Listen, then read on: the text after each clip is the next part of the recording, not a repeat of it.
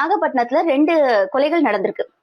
ஒரு பெண்ணோட பாடி கிடைச்சிருக்கு, அதுல இருந்து ஒரு 2 கிலோமீட்டர் டிஸ்டன்ஸ்ல இன்னொரு ஆணோட பாடி கிடைச்சிருக்கு. அப்ப இந்த தூய ஆட்சி கொடுக்க வந்த முதல்வர் வந்து இதுதான் தூய ஆட்சி கொடுத்துட்டு இருக்காரு. ஏன்னா தொடர்ந்து டெய்லி கொலைகள் கொலைகள் கொலைகள், அடையாளம் தெரியாத பாடிகள் இந்த மாதிரி டம்ப் பண்றது, இல்ல எப்படி நடந்துச்சுன்னே தெரியல அப்படின்றாங்க. எப்படி அங்க பாடி வந்துச்சு, அப்ப சிசிடிவி எல்லாம் இருக்குங்களே. இதுக்கு முன்னாடி இருந்த போலீஸ்காரங்க எல்லாம் ஒரு 24 மணி நேரத்துல கேஸ கண்டுபிடிச்சிருக்காங்க. இவன் தான் செஞ்சான், இவன் தான் பண்ணா, இங்க இருக்கான் அங்க இருக்கான்னு. இப்பவும் அதே போலீஸ்காரங்க தான் டியூட்டில இருக்காங்க. ஆனா அவங்களுக்கு கை ஏன் கட்டப்பட்டிருக்கு அப்படின்றது தெரியல. சோ இது வந்து முழுக்க முழுக்க இந்த அரசோட தோல்வியே காரணம் அப்படின்னு நாங்க சொல்றோம். நான் சொல்றேன் இந்த அரசோட தோல்வியே காரணம். ஏன் அப்படின்னா இன்னைக்கு இது நடந்திருக்கு. அன்னைக்கு வந்து தூத்துக்குடியில ஒரு பாடி எரிக்கப்பட்ட நெல்லுல கிடைச்சிருக்கு. அதுக்கு முன்னாடி ஒரு 2 பாடி எரிக்கப்பட்ட நெல்லுல கிடைச்சிருக்கு. ஒரு பையனோட மர்டர் நடந்திருக்கு. இது 4 நாள் தொடர்ந்து நடக்கக்கூடிய செய்திகள். அப்ப இத பத்தி உங்களுக்கு வாய் பேசுறதுக்கு எந்த விஷயமே உங்களுக்கு கிடையாது. இதுக்கு நீங்க பதில் சொல்லுங்க சார்.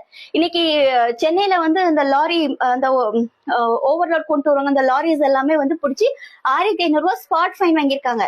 அதுவும் வந்துட்டு இருக்கு. அப்ப இவங்க கிட்ட லைசன்ஸ் இருக்கு, எல்லாமே இருக்கு. ஆனா இவங்க கிட்ட இருந்து ஸ்பாட் ஃபைன் வாங்கணும்னு சொல்லிட்டு இந்த அரசு சொல்லிருக்குன்னு சொல்றாங்க.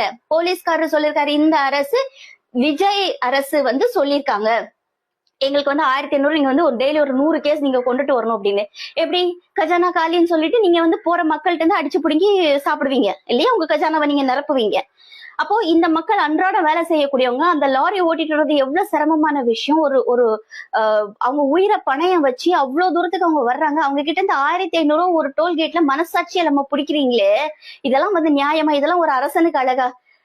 அப்ப இங்கெல்லாம் உங்களெல்லாம் நாங்க புலிகேசி அரசுன்னு சொல்றதும் சரி, இல்ல வந்து இந்த மாதிரி வந்து ஒரு டம்மி பீஸ் அரசுன்னு சொல்றதும் சரி கரெக்டா தானே இருக்கு. உங்களுக்கு ஒரு அரசு நடத்தவே தெரியல. நீங்க மக்களை சாகடிச்சு மக்களுக்காக நீங்க வந்து அரசாங்கம் நடத்துறீங்களா? கேட்போம். நீங்க இலவசம் எல்லாம் கொடுக்க வேணாங்க. நீங்க ரொம்ப தூய ஆட்சி நடத்துறீங்கன்றது தெரிஞ்சு போச்சு. உங்க லட்சணம் என்னன்றது எங்களுக்கு நல்லாவே தெரியுது.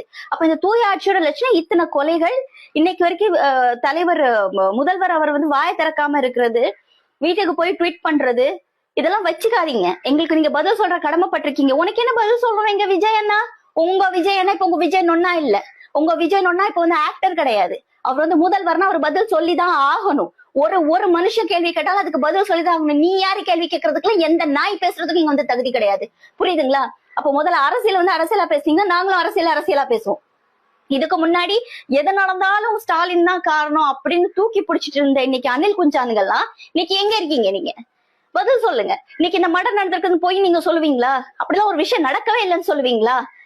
என்ன சொல்ல போறீங்க? இல்ல இந்த டோல்கேட்ல 1500 ரூபாய் வாங்குறது இல்லன்னு சொல்ல போறீங்களா?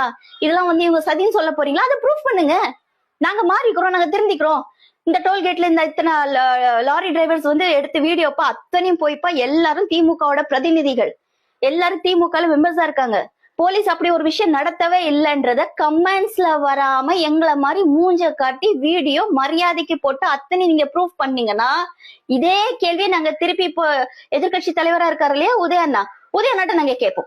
அவர் அதுக்கு பதில் சொல்ல கடமைப்பட்டிருக்காரு. எதுக்கு நீங்க பொய்யான விஷயங்களை நீங்க பரப்புறீங்கன்னு நாங்க கேட்போம். இதுதான் அரசியல். எனக்கு என் வீட்டுல உள்ளவங்க செஞ்சானா நான் பொத்திக்கிட்டு இருப்பேன் அவது வாரத்தையும், எதிராளி செஞ்சானா தையத்தக்கன்னு குதிப்பேன்றது. அட முட்டாள்களே, நம்ம எல்லாருமே சாதாரண மக்கள் தான். இங்க பாதிக்கப்படுறது நானும் நீயும் தான். அரசியல்ல இருக்கக்கூடியவங்க, அரியாசனையில இருக்கக்கூடியவங்களுக்கு எந்த பிரச்சனையும் கிடையாது. இன்னைக்கு மினிஸ்டரா இருக்காங்கன்னா எல்லாருக்கும் பெட்டி வருது, எல்லாருக்கும் சம்பளம் வருது மாசமானா. அப்ப இவங்க எல்லாம் ரொம்ப சேஃபர் ஜோன்ல இருக்காங்க. இங்க நான் கத்துறேன்னா எனக்காக நான் கத்திட்டு இருக்கேன், என் குழந்தையோட எதிர்காலத்துக்காக நான் கத்திட்டு இருக்கேன், என்ன அக்கம் பக்கத்துல இருக்கவங்களுக்காக நான் கத்திட்டு இருக்கேன், உனக்காகவும் சேர்த்துதான் நாங்க கத்திட்டு இருக்கோம். நீ அரசியல் பேசுறியா? நீ ஒழுங்கா அரசியல் பேசு. நீ பேசுறியா? உன்னோட விஷயத்துல நியாயம் இருக்கியா? ஒரு தனி மனிதனை தூக்கி பிடிக்காதீங்க. எப்பவுமே ஒரு தனி நபரை தூக்கி பிடிக்காதீங்க. அந்த தனி நபர் என்னைக்கு வேணாலும் மனுஷன் தான், எப்படி வேணாலும் மாறலாம். கேள்வி கேட்கிற தைரியம் உங்களுக்கு இருக்கணும். இல்ல நாங்க வந்து அப்படி அண்ணா நொன்னா, இந்த அண்ணா நொன்னாலாம் வேணாம். சிஎம் சார் உங்ககிட்ட தான் சார். உங்க அனில் குஞ்சானுங்க உங்களோட வல்கர் வாரியர்ஸ வச்சு நீங்க என்ன எவ்வளவு ஏவல் விட்டாலும் சரி. அதுக்கப்புறம் அன்னைக்கு ஒரு 10 ஐடியா வந்து முடக்குனாங்க. திமுக நபர்களுடைய ஐடியாஸ முடக்குனாங்க. அதுக்கு திமுக மட்டும் இல்ல, மாரிதாஸ் அவர்களுடைய ஐடியா முடக்கிருக்காங்க போல. அவர் கேஸ் போட்டிருக்காரு. அந்த கேஸ் ஜூன் 8ஆம் தேதி ஏதோ வந்து ஹியரிங்க்கு வருது. பிடிச்சி லெஃப்ட் ஹேண்ட் வாங்கியிருக்காங்க. அப்ப மக்களுடைய குரல் வலைய நெரிக்கிறது வந்த உடனே ஒரு வாரம் ஆகல சார். நீங்க பதவியில வந்து உங்க பதவி கன்ஃபார்ம் ஆகி ஏதோ ஜெயிச்சிருக்கீங்க. மைனாரிட்டி அரசு தான் நீங்க. அப்ப நீங்க எல்லாம் மெஜாரிட்டியில ஜெயிச்சு வந்திருந்தீங்கன்னா இன்னைக்கு என்ன ஆட்டம் போட்டிருப்பீங்க. இப்ப இந்த விஷயங்களுக்கே வந்து பதில் இல்லையே உங்ககிட்ட. நாங்களும் கேள்வி கேட்டுக்கிட்டே தான் சார் இருப்போம். உங்க வல்கர் வாரியர்ஸ் வச்சு எவ்வளவு வேணா நீங்க அசிங்கமா பேச வைங்க. இதுக்கு மேல என்ன பேசிட போறீங்க?